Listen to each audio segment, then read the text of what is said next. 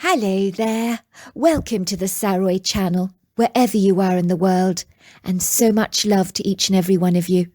For those of you that like to get to the juicy story where you have the straightforward Bigfoot encounter, well, I've got that for you on this channel right now. But the full stories are really worth listening to, and I've got them listed at the bottom, because really, just the Bigfoot encounter without the whole experience from the beginning to the middle and the end is really worth listening to. But if you just want to get to the juicy encounter that people have sent in to me, by all means, here are a few examples of them right now on my channel. So get straight into the business, shall we? And let's get started.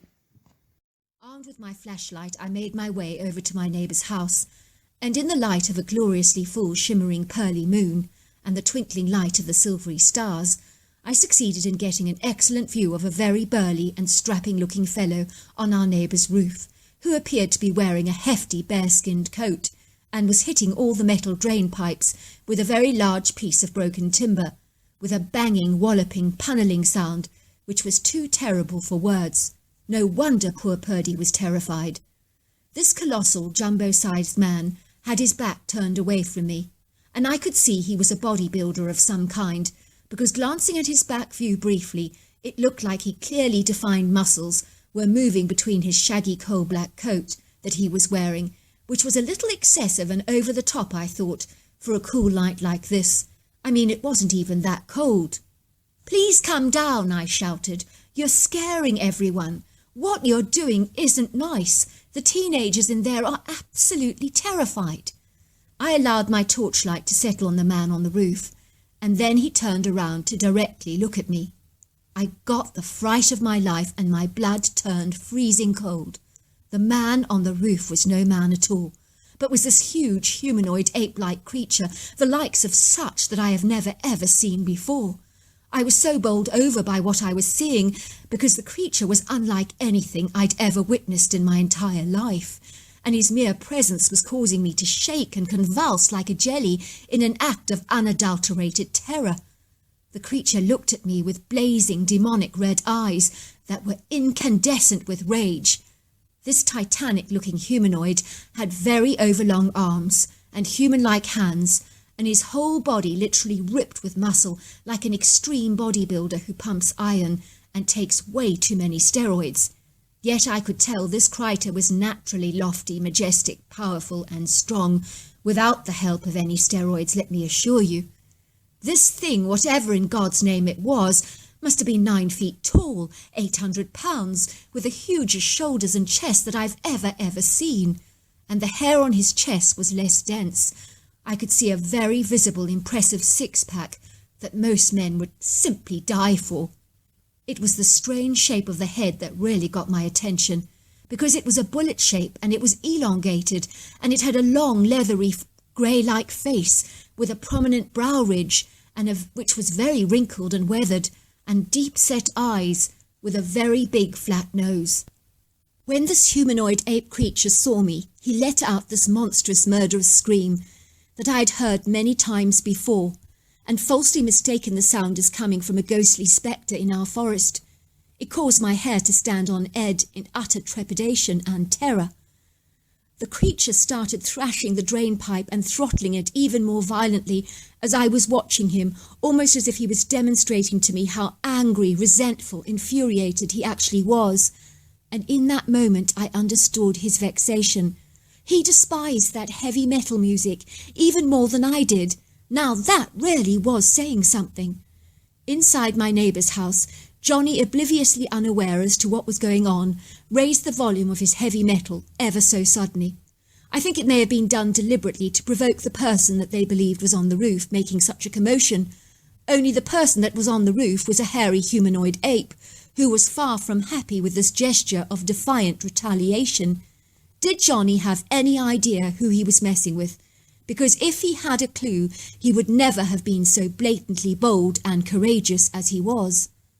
As the music got louder, the humanoid ape's fury intensified, and he started to bang the pipes aggressively and violently, and the vibration was so loud that the nearest window just shattered and shredded into hundreds and thousands of little glassy pieces.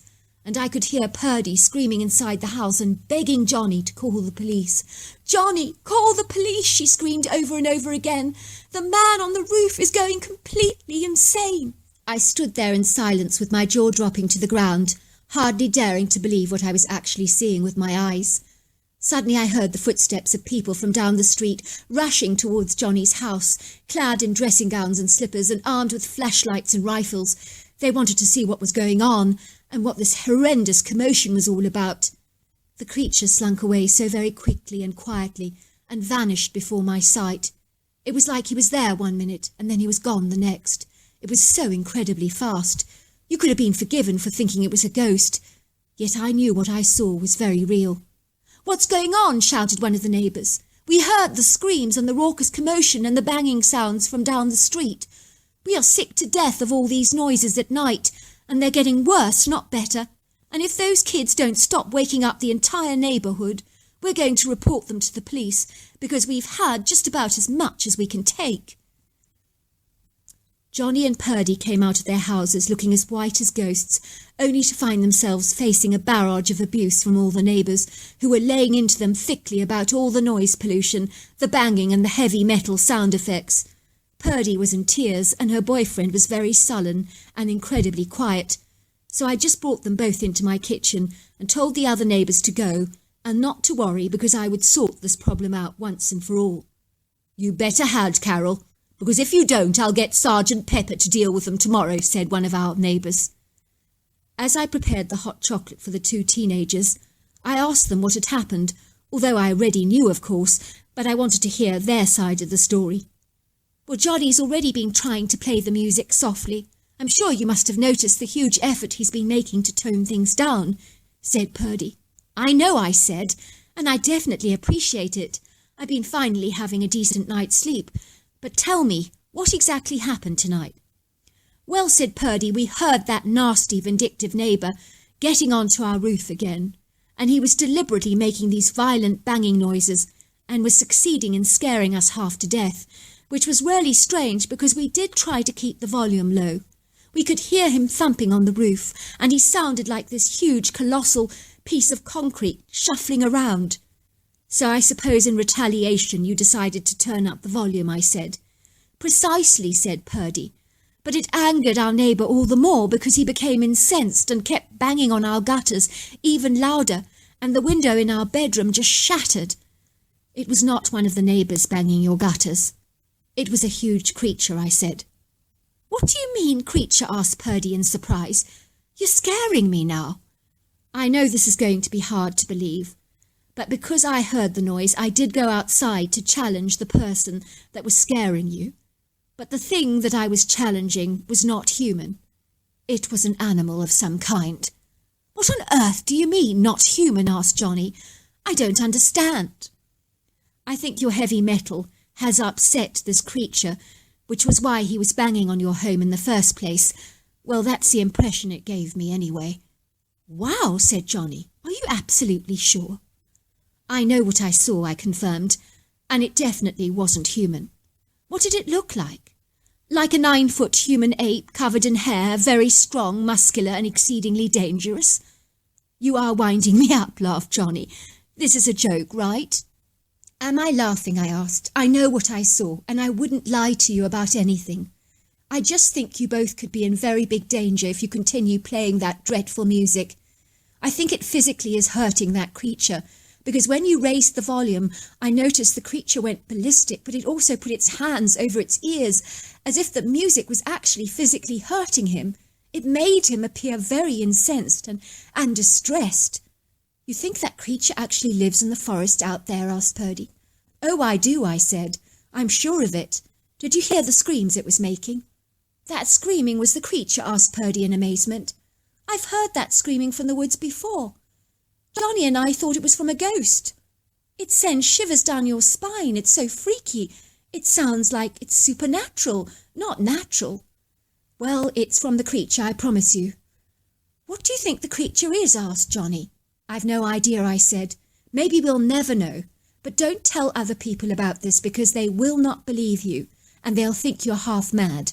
I was almost wondering if I should tell you myself, because I know it sounds crazy, but I promise you that is what I saw on your roof, and it slipped away very quickly after the whole neighbourhood was awakened. It just disappeared into the woods so fast I could hardly believe it. So there we are. That's the juicy bits of our stories tonight.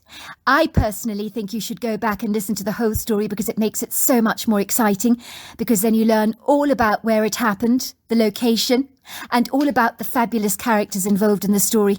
And that makes the story so much more gripping. But as I say so, go down to the description and then click on to the YouTube link, and then you will hear the whole story. Until next time, goodbye and good night.